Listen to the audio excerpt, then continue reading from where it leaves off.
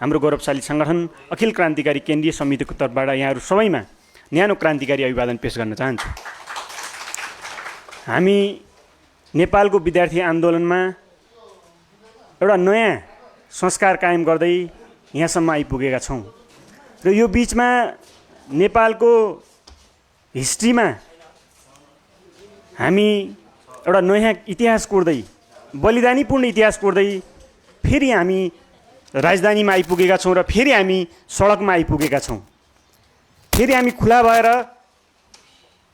हजारौं विद्यार्थीहरूको सहभागिता सहित राष्ट्रिय सम्मेलन सम्पन्न गरेर फेरि हामी सडकमा नारा जुलुस गर्न फेरि हामी आइपुगेका छौँ र हामीले हाम्रो गौरवशाली संगठनको 22औं राष्ट्रिय सम्मेलन पोखरामा सम्पन्न गरेका छौँ र यहाँसम्म आइपुग्दा हामीले सङ्घर्षका भीषण आदिमय दिनहरू पनि बिताएर आयौँ।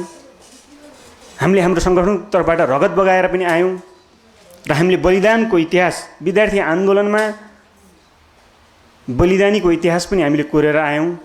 हामी जेल, हिरासत, हत्कडी, यातना सबै सहेर यहाँसम्म आइपुगेका छौँ र हामीले 22औं राष्ट्रिय सम्मेलन गरेका छौँ र 22औं राष्ट्रिय सम्मेलनले हाम्रो काँधमा महत्त्वपूर्ण चाहिँ जिम्मेवारीहरू र केही कार्यभारहरू थुपारेको छ र त्यो कार्यभार पुरा गर्ने गरी फेरि हामी यहाँ आइपुगेका छौँ र नेपालको विद्यार्थी आन्दोलनमा हाम्रो पहिलो कार्यभार त हाम्रो नयाँ संस्कृतिको निर्माण गर्नु नै हो।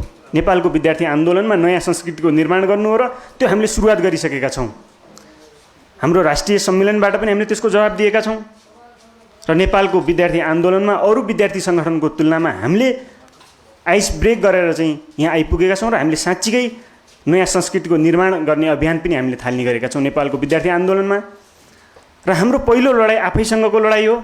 पहिलो चुनौती आफैलाई रूपान्तरण गर्ने र बदल्ने चुनौती हो र मलाई लाग्छ हामी बदलेर यहाँसम्म आइपुगेका छौँ र अझ बदल्ने प्रक्रियामा हामी निरन्तर अगाडि बढिराखेका छौँ। पहिलो कार्यभार हाम्रो त्यो हो र नेपालको विद्यार्थी आन्दोलनमा नेपालको शिक्षा क्षेत्रमा हाम्रो अर्को चाहिँ चुनौती पनि हो र हाम्रो कार्यभार के हो भने अहिले नेपालको शिक्षामा जे चाहिँ राज्यले भनेको छ, जे चाहिँ राज्यको ऐन, नीति, नियम र कानुनमा छ त्यो पनि कार्यान्वयन हुन सकेको छैन। आज चाहिँ राज्यमा प्राथमिक तहको शिक्षा चाहिँ अनिवार्य भनिएको छ, माध्यमिक तहको शिक्षा चाहिँ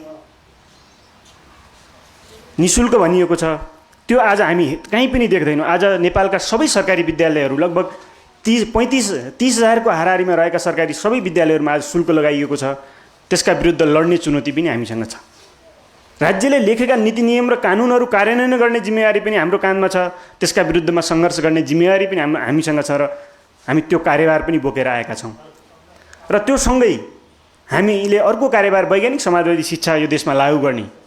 वैज्ञानिक समाजवादी शिक्षा लागू त गर्ने हो, तर वैज्ञानिक समाजवादी शिक्षा लागू गर्नका लागि वैज्ञानिक समाजवादी व्यवस्था ल्याउनु पर्ने आवश्यक छ र वैज्ञानिक समाजवादी व्यवस्था ल्याउनका लागि हामीले एउटा नयाँ क्रान्तिको सिर्जना गर्नुपर्ने, नयाँ क्रान्तिमा हाम फाल्नुपर्ने, नयाँ क्रान्तिमा नेपालका लाखौं विद्यार्थीहरूलाई सहभागी गराउनुपर्ने र वैज्ञानिक समाजवादी व्यवस्था ल्याएर वैज्ञानिक समाजवादी शिक्षा ल्याउने कार्यभार पनि हाम्रो काँधमा छ।